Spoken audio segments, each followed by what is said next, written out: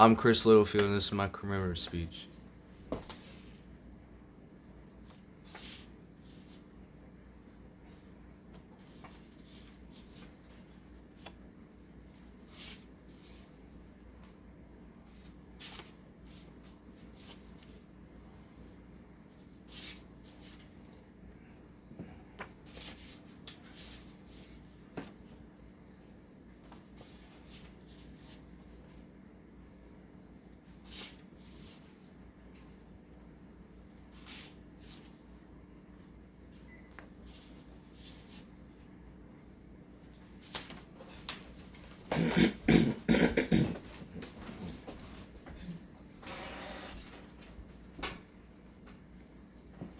I'll let my audience introduce themselves.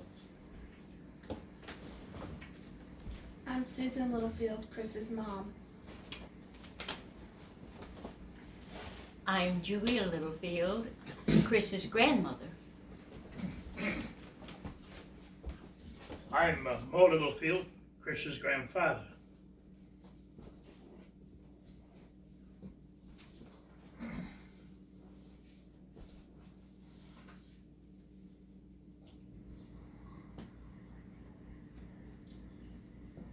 Three, two, one. I have a dream that one day in the red hills of Georgia, the sons of former slaves and sons of former slave owners will be able to sit down at the table of brotherhood. I have a dream that 4 little children will one day live in a nation where they will not be judged by the color of their skin, but the content of their character. I have a dream that one day, right down in Alabama, little black boys and little black girls and will join hands with little white girls and little black girls as sisters and brothers. I have a dream today. I am sure that you recognize this quote from Dr. Martin Luther King, who stands today as the pinnacle of inspiration for equality and for all those who stand up against injustice. I cannot think of no one more inspirational for all of us because he taught us not how to protest, but because King taught us how to protest with love, not hate. He taught us to protest with passion, not anger. He taught us to protest with inspiration, not apathy. He taught us to protest with acceptance, not rejection. He taught us to protest with pride, not disgust. But most of all, he taught us to protest with peace, not violence. Martin Luther King Jr. was like no other crusader, and I wonder, with the protests and violence we are witnessing today, if we need him now more than ever. He did not just take up the cause of African Americans in that I Have a Dream speech, and that because he also spoke about Catholics and Jews sitting at the table with brotherly love, talking about fellow Protestants and slave descendants. He was a moral overseer of everyone in our society. He developed his strength and character and an affinity for silent protest at a young age. His father, a Baptist preacher and civil rights activist himself, regularly whipped his children for discipline. He said about the young Martin Luther King, he was the most peculiar child whenever you whipped him.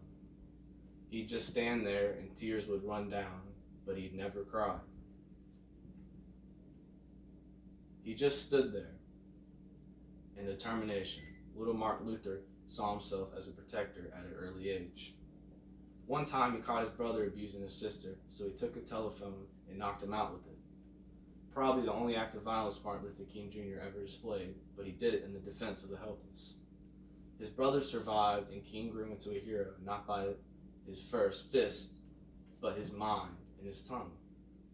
He grew an affinity for English and history as he became an eloquent speaker for his high school debate team. He was the youngest assistant manager and a newspaper journal manager for the newspaper delivery service of the Atlanta Journal. Although he had doubts about his Christian faith early on, he ultimately embraced it for preaching love to mankind as he took up the cloth for his life's mission.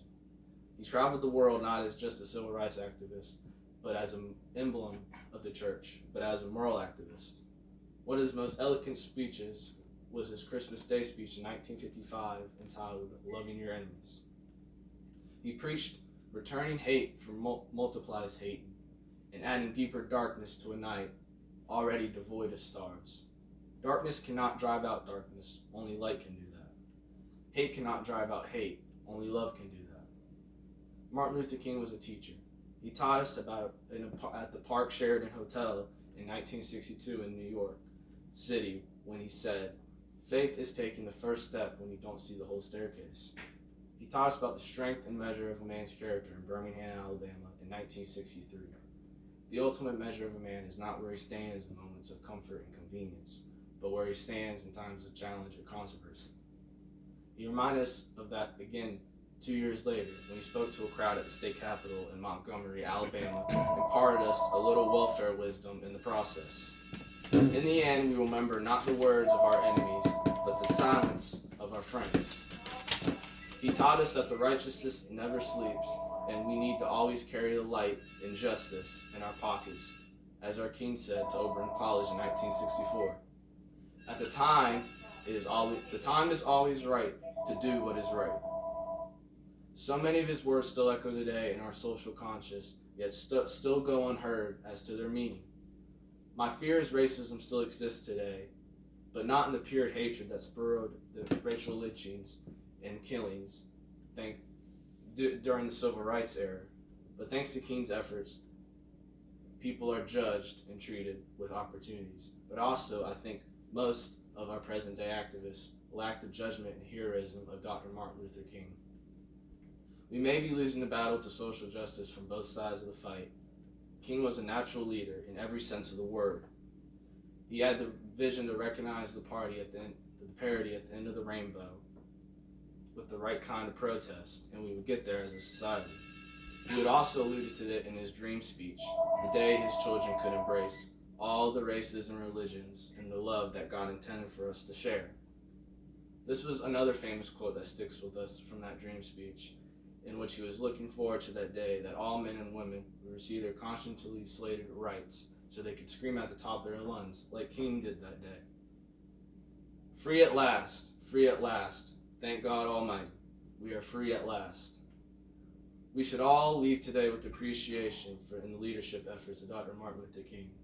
He may not be here in body anymore, but he still stands as a beacon of hope on the rainbow that we are searching for.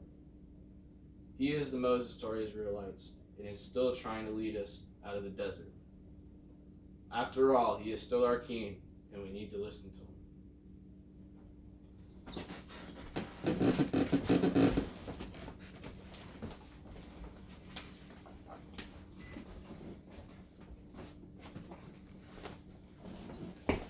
Thank you for watching.